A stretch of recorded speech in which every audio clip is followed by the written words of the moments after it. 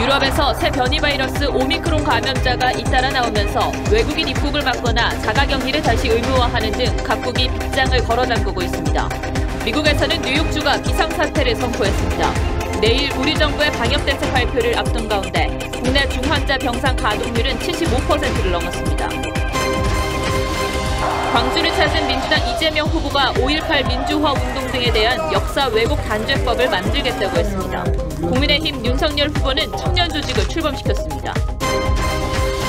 대장동 특혜 의혹에 이른바 50억 클럽에 거론된 권순일 전 대법관과 곽상도 전 의원이 장시간 검찰 조사를 받고 오늘 새벽 귀가했습니다.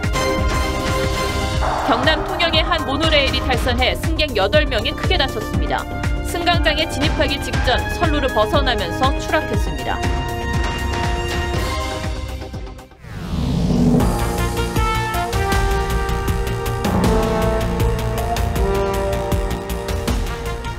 시청자 여러분 안녕하십니까? 뉴스7의 김명우입니다. 코로나 바이러스의 새 변이인 오미크론의 등장으로 유럽 사회의 불안감이 높아지고 있습니다. 이 아프리카에서 발생한 오미크론은 벨기에에 이어 영국, 독일, 이탈리아 등에서도 감염 사례가 보고되고 있습니다. 이미 재확산으로 허덕이던 유럽에서 이 새 변이까지 닥치면서 각국은 다시 빗장을 걸어 잠그고 있습니다. 이런 상황은 먼 나라 얘기가 아닐 것입니다.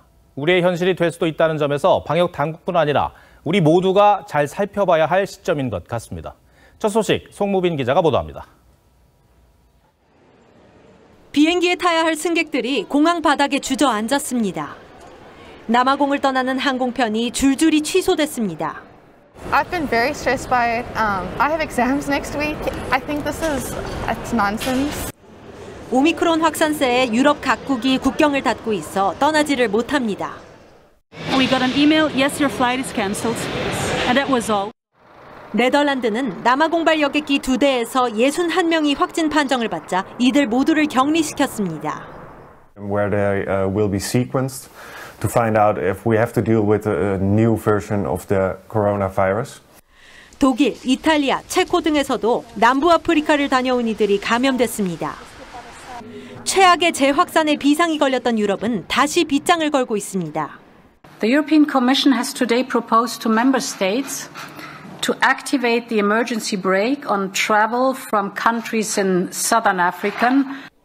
영국은 남아공을 다녀온 2명이 새 변이에 감염된 걸로 확인되자 모든 입국자에게 자가격리를 의무화하기로 했습니다. We are adding 4 more countries to the red list, and those are Angola, Mozambique, Malawi, and Zambia. 이스라엘은 14일간 모든 외국인의 입국을 막는 전면 봉쇄를 택했습니다. TV조선 송무빈입니다. 오미크론 변이 바이러스의 유입을 막기 위해 유럽이 아닌 나라들도 비상입니다. 미국과 호주, 또 여러 아시아 국가들도 남아프리카 지역 입국을 제한하기로 했습니다. 미국의 앤서니 파우치 전염병 연구소장은 이 오미크론이 미국에 이미 상륙했어도 놀랍지 않다고 밝혔고 뉴욕주는 전체주 가운데 처음으로 비상사태를 선포했습니다. 송민선 기자가 보도합니다. 확진자가 폭증한 뉴욕주. 한 달 만에 약 2배로 늘었습니다. 오미크론 공포도 더해지자 선제적인 조치를 내놨습니다. 캐시 호컬 뉴욕 주지사는 아직은 아니지만 곧 나타날 것이라며 비상사태를 선포했습니다. 병원을 지정했는데 이들 병원은 다음 달 3일부터 꼭 치료를 해야 하는 상황이 아니라면 진료를 거부할 수 있습니다. 확진자 폭증에 대비하는 차원입니다. 백악관 전염병 고문 파우치 소장은 미국에 이미 상륙했다고 해도 놀라지 않을 것이라고 말했습니다. You assume something that might be worse than it is, but better that than underestimating. 남아공 입국자 중 확진자 2명이 나온 호주는 남부 아프리카 9개 나라의 항공편을 막아버렸습니다. Anyone who is not a citizen of Australia or their dependents and who has been in African countries within the past 14 days will not be able to enter Australia. 일본은 남부 아프리카 입국자 전원을 10일간 격리하기로 했고 싱가포르는 공항 환승도 못하게 했습니다. 인도, 홍콩 등 아시아 국가들도 입국 자체를 금지했습니다. 오미크론 변이가 전 세계를 다시 봉쇄로 몰아넣고 있습니다. TV조선 송민성입니다. 우리 정부도 상황을 예의주시하며 급박하게 움직이고 있습니다. 어젯밤 긴급회의를 열어 남아프리카 공화국 등 8개 나라의 입국 금지 조치를 내렸습니다. 앞으로 오미크론의 위험도를 평가해 입국 제한 국가를 확대할 수 있다는 입장입니다. 황병준 기자입니다. 오늘 0시부터 남아프리카 8개국에서 출발하는 외국인에 대해 입국 금지 조치가 시작됐습니다. 새 변이 오미크론이 발견된 남아공과 보츠와나를 포함해 인접국인 짐바브웨 등이 대상입니다. 외국인에 대한 입국 금지 조치는 지난해 2월 중국 후베이성 방문자에 내려진 조치 이후 처음입니다. 현재 8개 나라에서 오는 직항 항공편은 없고 오늘은 에티오피아와 카타르를 경유하는 항공편 2편이 왔는데 8명 모두 내국인입니다. 내국인은 입국한 뒤 10일 동안 시설에 격리되고 총 3번의 진단검사에서 음성이 나와야 나올 수 있습니다. 10여 곳 정도 되거든요. 김포나 용인 이런 쪽에 자가격리보다는 이제 시설격리를 통해서 외부 확산을 좀 막으려고 하는 취지였. 각국이 오미크론 출현으로 비상이 걸린 가운데 오미크론이 처음 발견된 남아공의 의사는 환자들이 미각이나 후각 상실은 없었고 특이하지만 가볍다면서도 당뇨나 심장병 등 고령의 기저질환자에겐 큰 타격을 줄 수 있다고 밝혔습니다. So slow to act on Delta and the whole world paid such a high price for it. Let's try and be forewarned and do it properly this time. 정부는 오미크론의 위험도에 따라 방역 강화 국가 등을 확대하는 방안을 검토할 예정이라고 밝혔습니다. TV조선 황병주입니다. 이 변이 바이러스의 등장을 차치하고라도 국내 코로나 상황은 점점 더 안 좋아지고 있습니다. 신규 확진자는 3,928명으로 일요일 발표 기준 최다를 기록했고 위중증 환자와 사망자 역시 가장 많았습니다. 전국의 중환자 병상 가동률도 75%를 처음으로 넘기면서 이 단계적 일상 회복 4주 만에 국내 방역 상황도 최대 위기라는 말이 나오기 시작했습니다. 박상준 기자가 보도합니다. 서울 동대문구의 한 병원입니다. 지난 23일 첫 환자 발생 이후 지금까지 35명이 감염돼 코호트 격리 중입니다. 전국적으로 요양병원 등 취약시설에서 집단 감염이 잇따랐는데 이들 시설의 추가 접종 완료율은 아직 60% 수준입니다. 그 사이 위중증 환자는 647명으로 엿새 연속 최다치입니다.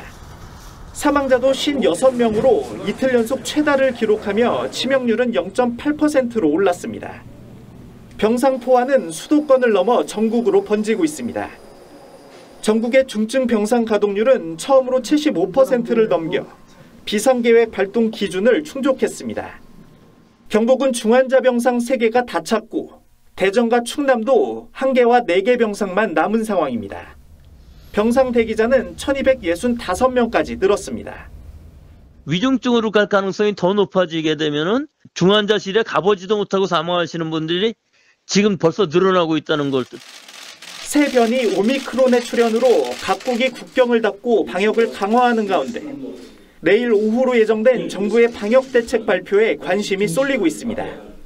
거리두기 조치 대신 방역 패스 유효 기간을 6개월로 설정하고 60대의 추가 접종을 12월까지 완료하는 방안 등이 거론되는데 의료계와 자영업자, 관계부처 입장이 첨예한 것으로 전해집니다. TV조선 박상준입니다.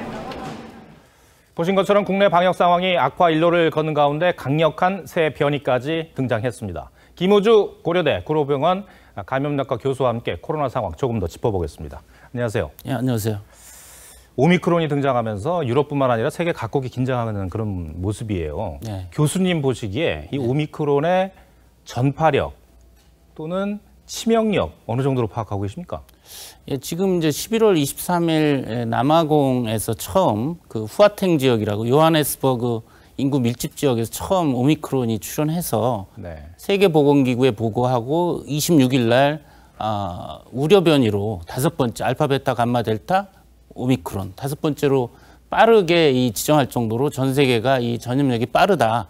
지금 전염력은 보통 적어도 2배, 높게는 5배 빠르다라고 알려지고 있고 이미 유럽의 벨기에, 독일, 영국, 이탈리아에서 확인됐고 지금 홍콩하고 네. 이스라엘 또 오늘 이제 호주에서도 확인이 됐습니다. 그래서 이 아프리카 이외의 세계 대륙에서 이미 확인됐을 정도로 전파력이 빠르고 단지 이제 치명률은 아직은 뭐 확인되지는 않았습니다. 지금 일부 처음 이 오미크론 환자를 본 남아공 의사가 심각하지는 않은 것 같은데 고령자나 기저질환자에서는 심각할 수도 있다 이런 정도이기 때문에 아직은 치명률은 높다고 확정할 수는 없고 전염력은 빠르기 때문에 주의는 해야 된다 이렇게 말씀드릴 수 있습니다. 우리 국민 80% 정도가 접종을 마치지 않았습니까? 네. 궁금한 것이 이 변이를 어느 정도나 막아낼 수 있을까 이 부분이에요. 예. 지금 접종률이 굉장히 우리가 빠르게 높게 되긴 했는데 지금 백신이 주로 타겟을 하는 것이 스파이크 단백, 돌기 단백입니다. 근데 이 오미크론 변이의 특징이 델타가 16개가 변이가 있는데 이건 2배, 32개가 변이가 돼 있습니다. 그만큼 이 지금 맞고 있는 백신은 2019년 12월 말에 우한에서 처음 출현한 바이러스의 돌기 단백으로 만든 백신이거든요. 네. 거기에 대해서 백신 접종하면 우한에서 처음 오리지널 바이러스 돌기 단백에 대한 항체가 생겨 있는데 지금 오미크론은 이 돌기 단백이 32개가 변이가 있다 보니까 항원성이 많이 바뀌어 있습니다. 우리가 델타 변이에서 기존의 백신이 효과가 좀 떨어지는 것을 보고 또 시간이 지남에 따라서 항체가 떨어져서 지금 돌파 감염자가 많지 않습니까? 네. 이제 그런 걸 감안하면 이 오미크론 변이에 대해서 기존의 백신의 이제 효과가 다소 떨어질 개연성은 있다. 이제 그렇게 좀 추정을 할 수 있고 그럼에도 백신은 맞으셔야 된다. 네. 그러니까 다소 떨어질 수 있어도 중증 사망자 예방이라든지 그런 걸 막을 수가 있기 때문에 일단은 확인되기 전까지는 기존 백신 접종은 하셔야 되는 것입니다. 네. 우리 정부도 긴급하게 움직이고 있거든요. 어젯밤에 긴급회의를 소집해서 일단 남아프리카 공화국 포함한 8개 나라 입국 금지 조치를 취했어요. 일단 충분하다고 보십니까? 예, 지난 6개월 전에 영국에서 6월에 델타 변이가 많이 유행하고 했을 때 그때는 멈칫멈칫했거든요. 예. 입국 금지도 안 하고 많은 전문가들이 델타 상륙하는 걸 막아야 된다. 강하게 이제 입국 제한을 요청을 했는데 이제 그때는 멈칫했는데 이번에는 빠르게 그래도 남아공 등 이제 8개국에 입국 금지를 한 거는 잘한 것이라고 보고 앞으로도 좀 선제적으로 좀 적극적으로 할 필요가 있다고 봅니다. 그럼에도 불구하고 이제 오미크론이 대륙간 전파가 시작된 것으로 보이는데 가장 걱정되는 것 국내 유입 가능성 어느 정도라고 보세요? 지금 이제 유럽에서 일주일, 2주일 동안 각국의 확산 양상을 보면은 점칠 수가 있는데 유럽에서 지금 여러 나라가 확인이 돼서 1, 2주 동안 크게 확산이 된다면 우리나라에 들어오는 것은 시간 문제라고 봅니다. 그러니까 입국 제한을 좀 철저히 하고 또 남아공, 아프리카 말고 다른 국가를 통해서 또 들어오는 경우도 있거든요. 지금 확인된 사례는 빙산의 일각이라고 보고 지금 유럽이나 다른 지역에서 들어오는 우회해서 들어오는 경우도 있기 때문에 좀 더 적극적으로 선제적으로 해서 시간을 벌고 그 사이에 이 오미크론에 대한 대비 대응책을 준비하는 것이 중요하겠습니다. 예, 지금 일각에서는 코로나 상황이 악화하는 상황에서 겨울에 확진자가 10,000명까지도 나올 수 있다 이런 전망도 나오는데 교수님 생각하시기에 지금 단계적 일상 회복 진행 중이지 않습니까? 네. 지금 유지해도 되겠습니까? 제가 보기에는 이미 평균 4,000여 명 나오고 12월 들어가면 5,000명 넘고 겨울 중에 10,000명 넘을 수도 있습니다. 현재 정부가 방역 패스 유효기간 또 확대 여러 가지 조치를 하지만 아마 역부족인 것 같고 사회적 거리두기를 좀 강화해야 되는데 이제 자영업자나 국민 피로감이 우려는 되는데 충분히 보상을 해드리고 자영업자분들한테 협조를 구하고 사실 현장에 있는 중증 환자나 돌아가신 분들 이런 국민의 생명 또 의료진의 그 피와 땀과 눈물의 2년간의 그 희생을 생각하면 좀 더 정부가 모든 점을 고려해서 적극적으로 거리두기를 좀 강화할 필요가 있고 더군다나 오미크론까지 들어온다면 이건 엎친 데 덮친 격이기 때문에 좀 더 선제적으로 좀 적극적으로 생각할 필요가 있다고 봅니다. 알겠습니다. 김우주 교수님 오늘 출연해 주셔서 고맙습니다. 예, 감사합니다.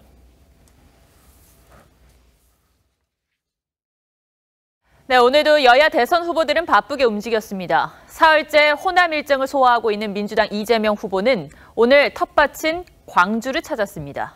지지층 결집에 집중했는데요. 민주당이 변모하지 못하고 기민하지 못했음을 반성한다며 지지를 호소했습니다. 그러면서 5.18 민주화 운동에 대한 왜곡을 바로잡겠다며 이른바 역사 왜곡 단죄법도 약속했습니다. 구민성 기자입니다. 이재명 후보는 5.18 민주화 운동 당시 시민들의 피난처이자 구호 활동을 도왔던 광주 양림교회에서 첫 일정을 시작했습니다. 이순자 씨가 전두환 전 대통령 재임 중 과오를 대신 사과한 것에 대해서는 희생자들을 모욕하는 것이라며 5.18에 대한 역사 왜곡을 바로잡겠다고 강조했습니다. 반인륜 범죄에 대해서는 공소시효 또 민사상 소멸시효를 배제해서 반드시 영원히 진상규명하고 책임을. 호남이 전폭적인 지지를 보이지 않는 것에 대해선 깊이 성찰하고 반성해야 한다며 부모의 심정으로 다시 지지해달라고 호소했습니다. 이 후보는 이어 광주 선거대책위원회 출범식에 참석해 청년 민심 잡기에도 나섰습니다. 의원님들께서 모두 뒤로 물러나 주시고 우리의 2030 청년들이 지도부가 되는 파격적인 젊은 선대위를. 역시 청년층 공략에 나서고 있는 윤석열 후보 견제도 이어갔습니다. 딸 특혜 채용 의혹으로 재판을 받고 있는 김성태 전 의원이 국민의힘 선대위에 합류했던 것을 두고 윤 후보가 크게 의식을 못한 것 같다고 하자 민주당은 무책임한 발언이라고 비판했습니다. TV조선 구민성입니다. 이재명 후보는 또 자신의 비서실장에 이낙연 전 대표 측 핵심 인사였던 오영훈 의원을 임명하며 이른바 원팀에도 신경을 쓰는 모습입니다. 하지만 이 전 대표가 호남 일정에 불참하고 지지자들 간의 불협화음도 계속되면서 여전히 불안하다는 말이 나오고 있습니다. 최지원 기자가 취재했습니다. 더불어민주당은 이재명 후보 비서실장에 이낙연 전 대표 캠프에서 수석 대변인을 맡았던 오영훈 의원을 임명하며 통합을 강조했습니다. 특히 이낙연 대표 경선 캠프에서 주도적 역할을 했던 통합을 더욱 가속화하기 위한 인선입니다. 하지만 내부 시선은 엇갈립니다. 이 전 대표 측 관계자는 우리 측 추가 인선이 없다면 결국 구색 맞추기 아니겠느냐고 했고, 이 후보 측 역시 이 전 대표 측 인사들이 적극적으로 돕지 않는다며 불만을 털어놨습니다. 이 전 대표가 이 후보의 호남 일정에 동행하지 않은 것을 놓고도 지지자들 간 설전이 벌어졌습니다. 한 지역 시의원이 이 전 대표와 식사하는 사진을 SNS에 올렸는데 이 후보 지지자들이 이를 두고 이 후보가 호남에 갈 때 이 전 대표는 막걸리를 마시고 있다고 비판한 겁니다. 이 후보는 이 전 대표와의 호남 동행이 불발된 데 대한 질문에 통화 사실을 공개했지만 전남 광주 일대 간다 이렇게 말씀만 드렸고요. 원래 잡힌 일정이 있다고 말씀하시더군요. 다음에는 아마 같이 할 기회가.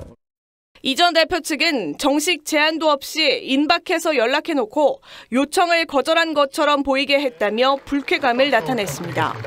TV조선 최지원입니다. 국민의힘 윤석열 후보는 연일 젊은 층 공략에 집중하는 모습입니다. 어제 청년 작가들의 작품을 감상한 데 이어 오늘은 후보 직속 청년 조직을 출범시켰습니다.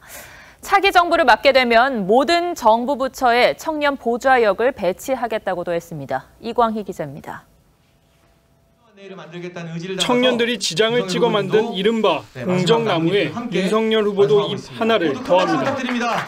윤 후보는 자신이 직접 위원장을 맡는 청년위원회 출범식에 참석해 차기 정부 모든 부서에 청년 보좌역을 배치하겠다고 약속했습니다. 차기 정부를 맡게 되면은 대통령실부터 비롯해서 모든 그 정부 부처에 청년 보좌역을 다 배치해가지고 청년위원회에 청년 농업사업가, 강제 이주동포, 북한 이탈주민 청년 등 11명이 이름을 올렸습니다. 윤 후보는 지난 25일엔 서울대 학생들과 만남을 가졌고 어제는 청년 작가 전시회에 참석했습니다. 윤 후보가 연일 2030 세대에 주력하는 배경엔 청년 세대를 잡아야 대선 승리가 가능하다는 판단 때문입니다. 최근 한 여론조사에서 아직 후보 지지를 결정하지 못한 20대 이하 부동층은 41%, 30대는 33%로 조사돼 다른 세대에 비해 높게 나타났습니다. 청년들이 나의 미래에 가장 올바른 선택이 무엇인가 라고 잘 판단하실 거로 저는 확신을 하고 있습니다. 윤 후보는 또 종부세 폭탄이 세입자 부담으로 전가되고 있다며 개편도 거듭 약속했습니다. 그러면서 경제를 1차원적으로 보는 문재인 정부가 국민의 부담만 늘렸다며 문재인 아마추어 정부 대신 윤석열 프로 정부가 주거 안정을 지키겠다고 강조했습니다. TV조선 이광입니다. 윤석열 후보는 내일 세종시를 시작으로 2박 3일 충청 민심 행보에 나섭니다. 그리고 이 발걸음에는 김병준 상임선대위원장이 동행합니다. 지방 일정에 함께하면서 윤 후보가 김종인 전 위원장 없는 선대위에 시동을 거는 것 아니냐는 해석이 나오는데 여기에 윤 후보는 어떻게 답했는지 황선영 기자가 보도합니다. 국민의힘 김병준 상임선대위원장이 이재명 후보 비판으로 전면 행보를 시작했습니다. 이 후보가 과거 조카의 살인 사건을 데이트 폭력이라 하고 심신미약 감형을 주장한 데 대해 정치 지도자로서의 자격이 없다고 했습니다. 전제적 사고와 판단 기준 그리고 폭력적 심성을 가진 분에게 우리가 맡겼어야 되겠습니까? 김 위원장은 내일 윤석열 후보와 2박 3일 충청권 민심 행보에 동행하며 선대위 구성 이후 첫 지방 일정에도 함께합니다. 김 위원장은 세종시 당협위원장을 맡았었습니다. 윤 후보가 김병준 원톱 체제에 힘을 실어주는 것 아니냐는 해석이 나왔지만 윤 후보는 확대 해석을 경계했습니다. 후보의 일정이라는 건 후보가 정하는 게 아니고요. 여러분들이 논의를 해가지고 이렇게 하는 것이. 윤 후보 측은 김종인 전 위원장이 합류할 수 있도록 문을 열어두고 있다고 했지만 김종인 전 비대위원장은 어제 백신을 맞은 뒤 종일 집에 머물며 아무런 메시지를 내지 않고 있습니다. 이런 가운데 국민의힘 선대위는 내일 오전 선대위 구성 이후 첫 공식 회의를 열 예정입니다. TV조선 황선영입니다.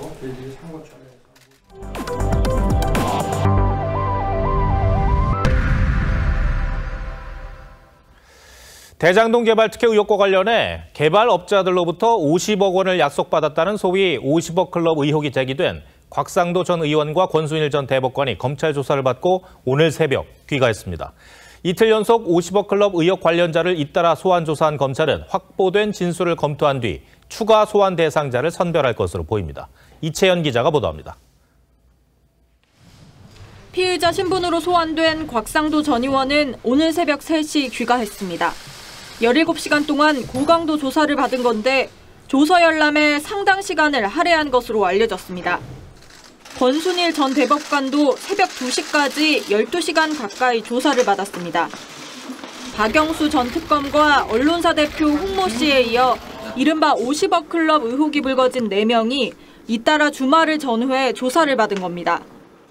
검찰은 50억 클럽 의혹 인사 가운데 최재경 전 검사장과 김수남 전 검찰총장에 대해선 소환 조사를 고려하지 않는 것으로 전해졌습니다. 국회 국정감사장에서 의혹이 불거진 지 2달 만에 수사가 시작된 셈인데 곽상도 전 의원에 대해선 추가 소환 조사를 거쳐 신병 확보를 시도할 가능성도 제기됩니다. 곽 전 의원은 화천대유와 하나은행이 컨소시엄을 구성하게 도와준 대가로 아들을 화천대유에 취직시키고 아들 퇴직금 명목으로 50억 원을 받은 알선수재 혐의를 받고 있습니다. 곽 전 의원은 검찰 조사에서 혐의를 강하게 부인한 것으로 전해졌습니다. TV조선 이채연입니다. 도이치모터스 주가 조작 의혹 사건을 수사 중인 검찰이 구속기한 만료가 일주일 앞으로 다가온 권오수 회장을 이번 주 후반쯤 재판에 넘길 예정입니다. 국민의힘 윤석열 후보 부인 김건희 씨 소환 조사 여부도 이번 주 중 결정될 것으로 보입니다. 윤재민 기자입니다.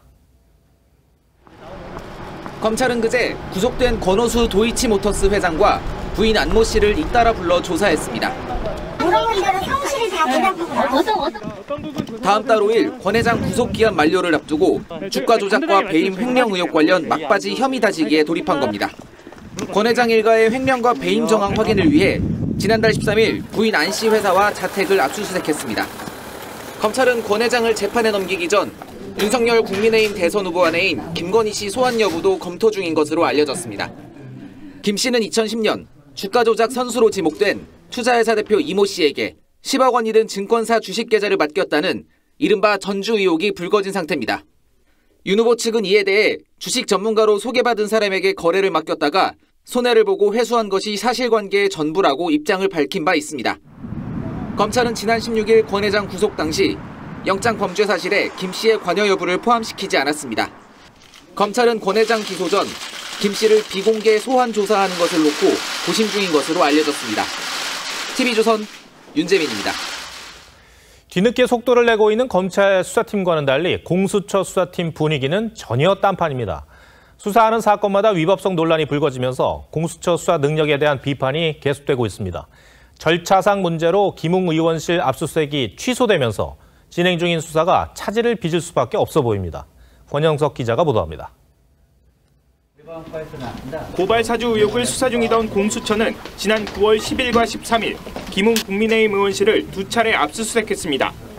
그런데 압색 2달여 만인 지난 26일 법원이 위법성이 중대하다며 당시 압수수색에 대해 취소 처분을 내렸습니다.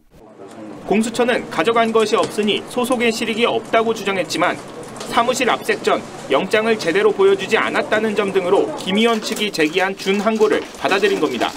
압수수색 영장을 제시를 전혀 안 된 상태에서 보좌관의 PC에 대해서 압수수색을 시작을 해서 법조계 일각에선 인권 친화적인 수사기관을 표방했던 공수처가 압수수색의 기본도 지키지 못해 벌어진 일이라는 지적도 나왔습니다. 그제 이성윤 서울고검장 공소장 유출 사건 수사를 위한 대검찰청 압수수색에서도 위법성 논란이 또 불거졌습니다. 공수처는 검사를 상대로 한 압수수색 영장 집행 사전 고지를 빠뜨렸고 해당 검사가 이 문제를 제기하자 공수처 관계자들은 압수수색을 안 한 걸로 하겠다며 집행을 멈춘 겁니다. 수원지검 수사팀 관계자는 내일 공수처에 기록 열람 신청과 함께 공수처장 고발을 검토 중입니다. TV조선 권영석입니다. 경남 통영에서 모노레일이 탈선해 승객 8명이 크게 다쳤습니다. 승강장에 도착하기 직전에 선로를 벗어나면서 아찔하게 추락했는데요. 주변 시민들이 빠르게 구조를 도운 덕분에 더 큰 인명피해를 막을 수 있었습니다. 하동원 기자가 보도합니다. 부서진 모노레일 한 대가 쓰레기 집화장 위에 위태롭게 올라가 있습니다. 걸려있는데 지금 위험해요. 주변에 있던 시민들이 힘을 합쳐 모노레일에 갇힌 승객들을 구조합니다. 거동이 가능하신 분들은 옆에서 좀 부축을 해서 도와주신 상황이었고요. 바깥으로 빠져나온 상황이었고. 오늘 오후 2시쯤 경남 통영 욕지도의 한 모노레일이 승강장 도착을 앞두고 내리막길에서 탈선했습니다. 이 사고로 승객 8명이 다리 골절 등 크게 다쳤습니다. 사고가 난 모노레일은 지난해 6월 일부 레일 결함으로 운영이 중단되기도 했습니다. 경찰은 정확한 사고 원인을 조사하고 있습니다. 해경이 바다 위에서 한 여성을 들것에 고정시켜 안전한 곳으로 옮깁니다. 어제 오후 7시쯤 인천 중구의 한 방파제에서 30대 여성 A씨가 4m 아래 바다로 추락했다 출동한 해경에 10분 만에 구조됐습니다. 해경은 A씨가 방파제에서 불꽃놀이를 하다 미끄러진 것으로 보고 있습니다. 방파제가 미끼 같은 것도 끼고 이렇게 해가지고 발 헛들어가지고 미끄러졌다. 오늘 새벽 2시쯤에는 인천 남동구의 한 교차로에서 술에 취한 20대 남성이 몰던 SUV가 중앙선을 넘어 마주오던 택시를 들이받았습니다. 이 사고로 60대 택시기사가 다리를 다쳐 병원 치료를 받았습니다. TV조선 하동훈입니다. 이번 주말 내내 서울 도심 곳곳에서 대규모 집회가 잇따랐습니다. 오늘은 민주노총 청년조합원들이 거리 행진에 나섰습니다. 서울시는 감염병 예방법을 어겼다며 어제 여의도에 모였던 민노총 참석자 전원을 고발했습니다. 노도일 기자입니다. 머리에 붉은 띠를 두른 민주노총 소속 청년조합원들이 서울광장에 모였습니다. 양질의 일자리를 보장해달라며 2030 조합원이 단체 행동에 나선 겁니다. 양질의 청년 일자리 보장하라! 불법 집회주도 혐의로 구속됐다가 지난 25일 집행유예로 풀려난 양경수 위원장도 참석했습니다. 석방이 되면 오늘 이 자리가 석방 이후에 첫 자리가 되었으면 좋겠다라는 간절한 바람이. 참가자들은 청년 일자리 개선을 요구하며 청와대 앞까지 2.7km를 행진했습니다. 민주노총 측은 2030 청년 노동자를 주축으로 열린 첫 집회라고 강조했지만 방역 지표 악화 속에서 집회를 강행한 것을 놓고 비판도 적지 않았습니다. 일부 집회 참가자들은 경찰과 승강이를 벌이기도 했습니다. 서울시는 집회금지 통보에도 어제 서울 여의도 일대에서 10,000명 넘게 모인 민주노총 공공운수노조 집회를 불법으로 규정해 참가자 전원을 고발했습니다. 경찰은 불법 시위 수사본부를 설치해 주요 참가자들을 입건하는 등 수사에 나섰습니다. TV조선 노도일입니다. 네, 20개월 만에 제로금리 시대가 막을 내리면서 대출을 받은 사람들의 고민이 갈수록 깊어지고 있습니다. 그런데 대출금리가 뛰고 있는데도 금리 상승 영향이 그대로 전해지는 변동금리를 선택하는 소비자가 늘었습니다. 왜 그런 것인지, 또 지금이라도 고정금리로 갈아타는 게 나을지 경제부 김지아 기자와 따져보겠습니다. 네, 먼저 한국은행 자료를 좀 보시면요. 지난 10월 은행권 가계대출 가운데 이 고정금리는 20%, 변동금리 비중은 79.3%를 차지했습니다. 이 변동금리 비중은 올 들어서 11%포인트 늘었는데요.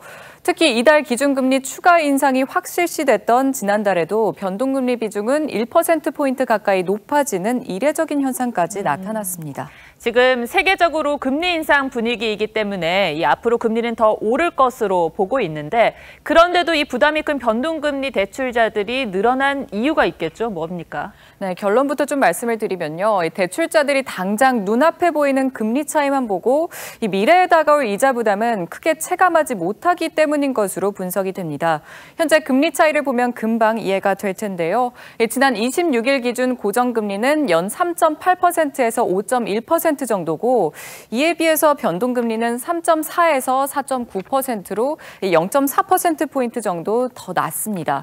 그래서 변동금리가 더 이익이라는 인식이 좀 커진 것으로 보입니다. 소비자 입장에서는 금리가 조금이라도 더 낮은 걸 선택할 수밖에 없잖아요. 맞습니다. 고정금리가 더 높은 이유는 일단 금융기관은 이 고정금리로 돈을 빌려줬을 때 금리 변동의 위험을 감수해야 하기 때문이겠죠. 이 기준금리가 올라도 대출금리를 그대로 유지를 해야 합니다. 반면에 변동금리는 이 대출받는 기간 동안에 시중금리에 따라서 이자율이 수시로 변하는데요. 이 변동금리를 산정할 때 기준이 되는 자금 조달 비용 지수, 이 코픽스는 한 달을 주기로 이 조달 비용을 반영해서 바뀝니다. 또 금리 상승기에 위험 부담이 커진 은행들의 고정금리에 이 가상금리를 높여서 고객의 일부 분담을 시키는 것이라는 분석도 나옵니다. 그러니까 단기적으로는 이 변동금리가 유리했을지 몰라도 지금의 경제 상황상 길게 보면은 이자 폭탄을 맞을 수도 있지 않겠습니까? 네, 맞습니다. 일부 전문가들은 현재 금리 인상 상승 추세로 보면은 장기적으로 봤을 때 변동금리가 더 유리하지 않을 수 있다고 지적을 합니다. 한국은행은 지난 8월에 이어서 지난 25일 기준금리를 연 0.75%에서 연 1%로 높였는데요. 이날 추가 기준금리 인상까지 시사했습니다. 1, 4분기 인상을 저희들은 배제할 필요는 없다고 봅니다. 만약 내년에 기준금리가 두세 차례 더 인상이 되면은 변동금리가 더 상승할 수 있기 때문에 현재 0.5%포인트 더 낮다는 이유로 변동금리를 택하는 것이 유리하지 않을 수도 있다는 겁니다. 그럼 지금이라도 변동금리에서 고정금리로 갈아타야 할까요? 네, 우선 시장금리 추세를 좀 잘 살펴봐야 할 것 같습니다. 앞으로 1년간 기준금리가 3번 넘게 오를 거라고 판단되면 중간에 고정금리 대출로 갈아타는 방법이 권고가 되지만 그렇지 않다고 판단이 되면 신중해야 합니다. 또 한 가지 주의할 점은 정부가 최근 발표한 더 엄격해진 이 DSR 규제가 내년 초에 시작이 된다는 겁니다. 네, 변동금리에서 고정금리로 갈아탈 때는 상품을 새로 바꾸는 것으로 간주돼서 신규 대출에 적용되는 규제를 받게 됩니다. 따라서 대환대출을 받는 경우 올해 안에 하는 것이 좀 유리할 것 같고요. 또 주택담보대출은 약정기간인 3년이 지나기 전에 다른 대출로 갈아타면 1에서 1.5% 정도 수수료를 부담해야 하기 때문에 이 중도 상환 수수료를 또 꼼꼼하게 따져봐야 할 것 같습니다. 네, 김 기자 설명 잘 들었습니다. 고맙습니다. 감사합니다. 삼성전자가 미국에 20조 원을 투자하기로 한 데 이어 국내 다른 대기업들도 미국 투자 계획을 세우고 있습니다. 이번에는 SK가 최대 1조 원대 투자를 고민하고 있습니다. 기업들이 활로를 찾기 위한 경쟁 무대로 미국을 중요하게 생각하고 있는 분위기입니다. 박상현 기자 리포트 전해드리고 뉴스야 이어가겠습니다. 미국 투자의 포문은 삼성의 20조 원 파운드리 공장 건설이 열었습니다. 오래된 비즈니스 파트너들 보고 회포를 풀 수 있고 또 미래에 대한 얘기를 할 수 있게 되어서 SK도 공격적인 미국 투자를 준비하고 있습니다. SK 스퀘어가 SK 하이닉스, SKT 등과 펀드를 조성해 미국 등에 투자하는 방안을 검토 중인 것으로 알려졌습니다. SKT에서 분사한 투자회사인 SK 스퀘어의 첫 투자 계획입니다.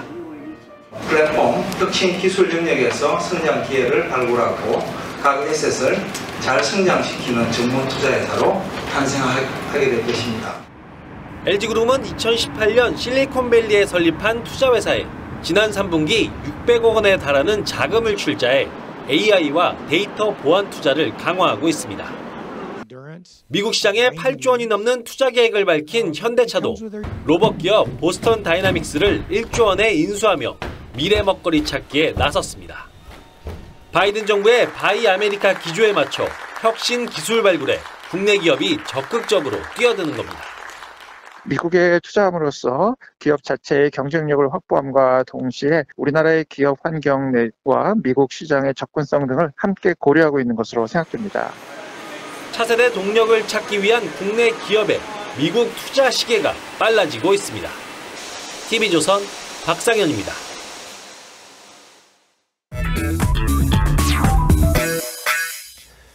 뉴스야 시작합니다. 정치부 이채림 기자 나와 있습니다. 첫 번째 물음표 볼까요?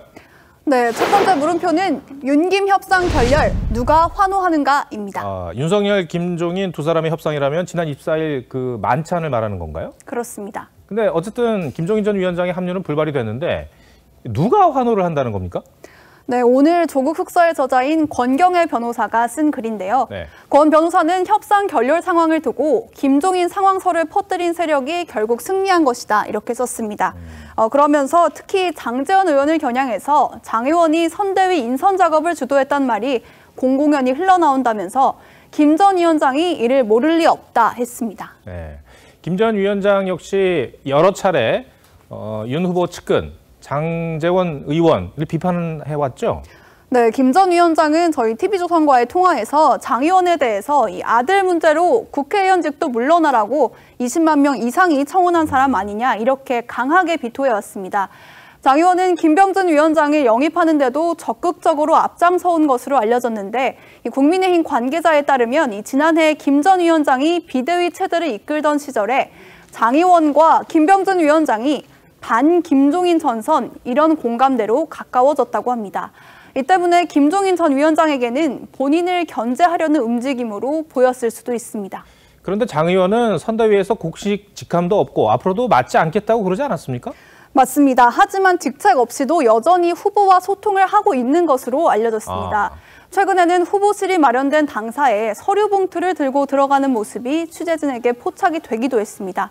장 의원은 캠프 직책을 맡지 않겠다는 뜻을 밝히면서 윤석열 외에는 어떤 인물도 이 한나 조연일 뿐이다 이렇게 말을 했는데 정권을 요구하고 있는 김 전 위원장을 염두에 둔 비판이란 해석이 나왔습니다. 이준석 대표는 이를 두고 장 의원이 그런 말을 하기 전에 본인에게도 해당된다는 생각을 해야 한다고 꼬집기도 했습니다. 네, 김종인 전 위원장 합류가 어려워진 것 아니냐 이런 얘기가 나오는데 이 기자 얘기 듣고 보니까 여간 당내 상황이 복잡한 게 아니네요. 네. 알겠습니다. 첫 번째 물음표 정리해 주시죠. 네, 첫 번째 물음표 윤김 협상 결렬 누가 환호하는가의 느낌표는 다시 처음으로로 하겠습니다. 네. 윤석열 후보는 대선 출마에 나서면서 보수와 중도는 물론 탈진보까지 묶어서 압도적인 정권 교체를 추구하겠다고 했습니다. 하지만 탈진보는커녕 내부 단일 대우조차 이루지 못하는 상황이죠. 윤 후보가 인해 장막에서 벗어나서 스스로 결단하는 모습을 보일 때가 아닌가 싶습니다. 네. 두 번째 물음표는 뭡니까? 네, 두 번째 물음표는 심신미약 변호의 기술입니다. 이재명 후보가 변호사 시절에 이제 조카 살인 사건을 변호를 하면서 심신미약으로 주장을 했다는 사실이 알려져서 논란이 되고 있는데, 그런데 이 사건 말고도 똑같은 주장으로 변론을 한 그런 사건이 있습니까? 네, 그렇습니다. 이 후보가 이 전 여자친구를 살해한 조카를 변호하고 그 이듬해인 2007년에 또 다른 살인사건 피고인의 변호를 맡았던 사실이 알려진 건데요. 네. 이 판결문에 따르면 피의자는 내연 여인 피해자에게 농약을 마실 것을 강요하고 이를 거부하자 흉기로 여러 차례 찔려서 결국 숨지게 했습니다. 이 사건의 변호인에는 이 후보도 이름을 올렸는데 당시 변호인 측은 심신상실의 상태였다 이렇게 주장한 것으로 알려졌습니다. 참 조카 사건 못지않게 끔찍한 사건이었는데, 근데 심신상실, 심신미약이랑 비슷한 이야기인 것 같은데요. 근데 왜 심신이 상실됐다는 겁니까? 네, 이 당시의 주장은 음주로 인한 심신미약이었습니다. 네. 하지만 1심 재판부는 이 피고인이 술에 취해서 사물을 변별할 능력이나 의사를 결정할 능력이 없었다거나 미약한 상태에 이르렀다고는 보이지 않는다면서 심신미약 주장을 배제했습니다. 앞서 조카 변호 때는 이 충동 조절 장애를 심신미약의 근거로 들었습니다. 이 조카가 성격적으로 충동성과 공격성이 많았다는 건데요. 법원은 이를 받아들이지 않았습니다. 하지만 2018년에 이재명 경기지사 당시에는 이 심신미약에 대한 태도가 완전히 달랐습니다. 이 후보는 당시 SNS에 PC방 살인사건 관련 기사를 공유하면서 국민들은 정신질환 감염에 분노한다고 했습니다. 또 살인은 엄벌하고 질병은 치료해야만 한다 이렇게 쓰기도 했습니다. 네, 변호사 이재명과 정치인 이재명의 의견이 다른 건데 이 후보 측 입장은 뭡니까? 네, 이 후보는 조카는 가족이어서 어쩔 수 없이 변호했다 이렇게 말을 했고요. 다른 사건의 경우에는 동업하던 변호사와 함께 수임했던 사건으로 줌으로 변호했던 것은 이 후보가 아니라고 해명을 했습니다. 국민의힘 선대위의 전주혜 대변인은 피해자의 아픔과 고통은 이 후보의 머리와 가슴엔 애초부터 없었다고 비판했습니다. 네, 두 번째 물음표도 정리해 볼까요? 네, 두 번째 물음표 심신미약 변호의 기술의 느낌표는 법리 해석도 포퓰리즘으로 하겠습니다. 네. 네, 흉악범이라도 분명히 변호를 받을 권리는 있습니다. 또 심신미약에 대한 판단도 분명히 법의 테두리 안에서 이뤄지는 것일 겁니다. 하지만 이 변호사일 때와 정치인일 때 법리 해석이 달라지는 건 왠지 어색한 모습으로 비춰질 수도 있을 겁니다. 또 스스로 행해온 이 인권 변호사라는 모습과도 거리가 좀 있어 보입니다. 네, 이채림 기자 오늘 설명 잘 들었습니다.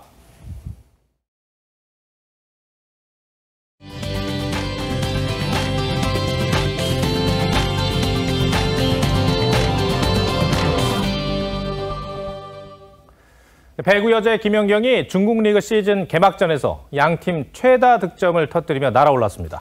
프로축구 전북은 울산의 추격을 뿌리치고 리그 우승에 7분 능선을 넘었습니다. 장동욱 기자입니다. 중국 리그 상하이 이적 후 드디어 개막전에 출격한 김연경. 단독 블로킹으로 첫 득점을 신고하더니 연이어 주특기 스파이크로 시원하게 상대 코트를 폭격합니다.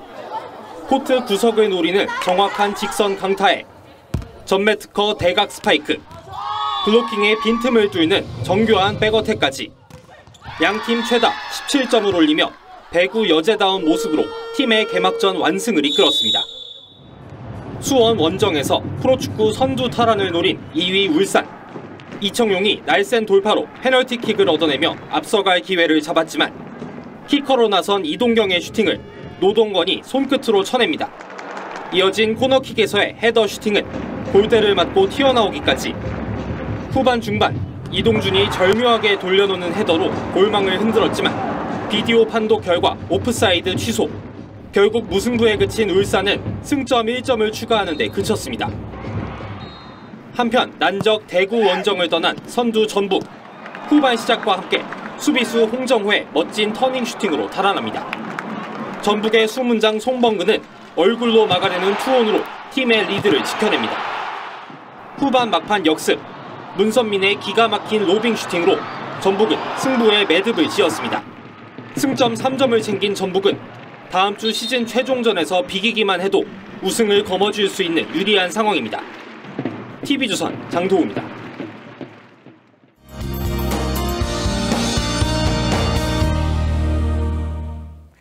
오늘 날씨가 좋아 보이긴 했지만 수도권과 충청 지역에서는 초미세먼지가 나타나고 있습니다. 내일도 같은 지역을 중심으로 먼지가 정체되면서 공기가 좋지 않겠습니다. 별다른 비 소식은 없겠고요. 동쪽 지역을 중심으로 매우 건조하겠습니다. 이런 날씨엔 화재가 쉽게 발생하고 진압하기는 어려운데요. 불조심에 각별히 신경 쓰셔야겠습니다. 추위는 잠시 쉬어가겠습니다. 내일 낮 기온은 서울이 12도, 부산이 17도 등으로 오늘과 비슷하겠습니다. 당분간 날씨가 일정하지 않고 변화가 크겠는데요. 일단 화요일에는 전국에 많은 비가 내리겠고 눈이 섞여 내리는 곳도 있겠습니다. 이후에는 다시 영하권 추위가 찾아오겠고 금요일에 또 다시 비나 눈 소식이 들어있습니다. 날씨였습니다. 인천에서 벌어진 층간소음 살인 미수 사건 당시 경찰관들이 현장을 이탈해 공분이 일자 경찰청장이 소속 경찰서를 찾았습니다. 전국 1선 경찰관 7만 명을 대상으로 해서 1인당 한 발씩 퇴적은 실사훈련을 실시를 합니다. 실전 위주의 훈련을 통해 자신감을 키워야 한다고도 했습니다. 그동안 경찰은 저런 훈련을 안 해왔다는 얘기일까요? 경찰 수장이 너무나 당연한 얘기를 하는 게 낯설어 보였습니다. 코로나 탓으로 훈련하기 어려웠다고 해도 경찰의 본분을 생각하면 설득력이 떨어져 보입니다. 그런데 문제는 실제로 소방이나 군사 등 각 분야에서 현장 훈련이 축소되거나 사라졌다는 것입니다. 인천에서 벌어진 일이 더 큰 사건 사고의 전조가 아니길 바랄 뿐입니다. 시청해주셔서 고맙습니다.